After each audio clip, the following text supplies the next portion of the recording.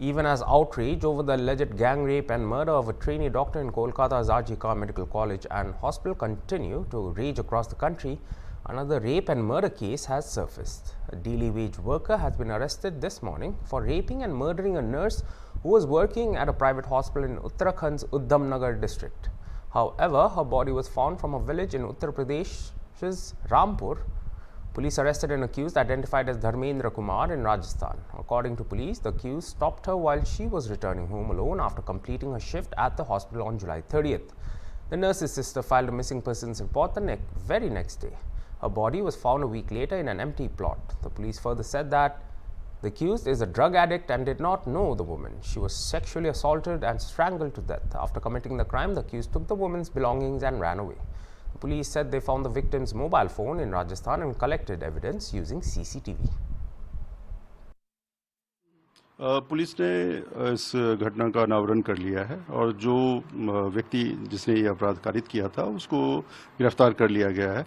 ये घटना हुई थी एक गुमशुदगी की रिपोर्ट 31 तारीख को दर्ज कराई गई थी और जिसके संबंध में रुद्रपुर पुलिस जो है वो एक्टिव होते हुए लगातार ये सीसीटीवी का विश्लेषण करते हुए उन्होंने जो फॉलो किया तो टेक्निकल एनालिसिस में ये आया कि एक बंदा था जो धर्मेंद्र नाम का था, उसको बाद में अरेस्ट कर लिया गया है 14 तारीख को और घटना का अनावरण कर दिया गया है।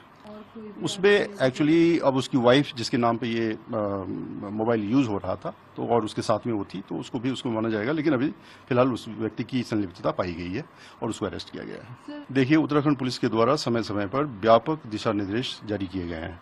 आपको ख्याल होगा जो निर्भया कांड हुआ था उसके बाद महिला सुरक्षा को लेकर के माननीय उच्चतम न्यायालय और भारत सरकार के द्वारा एवं राज्य सरकार के द्वारा समय समय पर विस्तृत दिशा निर्देश जारी किए गए हैं और हमारे पुलिस विभाग के द्वारा भी जारी किए गए हैं।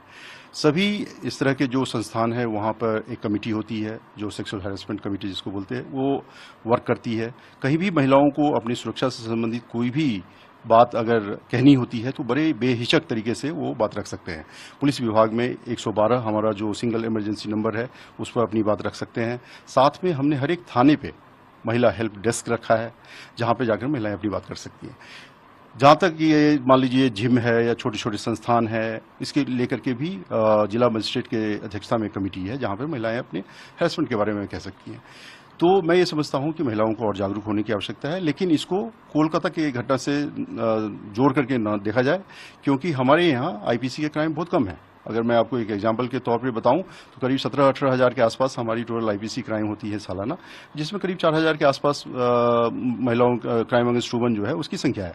तो अगर 4,000 अगर देखें तो महिला की आबादी जो है आधी आबादी है, तो 18,000 में 9,000 आप ये एक्सपेक्ट कर सकते हैं कि इतने क्राइम होने चाहिए, हो सकते हैं, लेकिन क्राइम अगेंस्ट वुमेन के प्रति हम लोग बहुत संवेदनशील है। एक भी अगर कोई घटना होती है वो हमारे लिए बहुत ही महत्वपूर्ण है और इसी तरीके से इस प्रस्तुत घटना में भी हमने इमीडिएट एक्शन लिया और एक्शन लेते हुए जो व्यक्ति संलिप्त था उसको अरेस्ट कर लिया गया।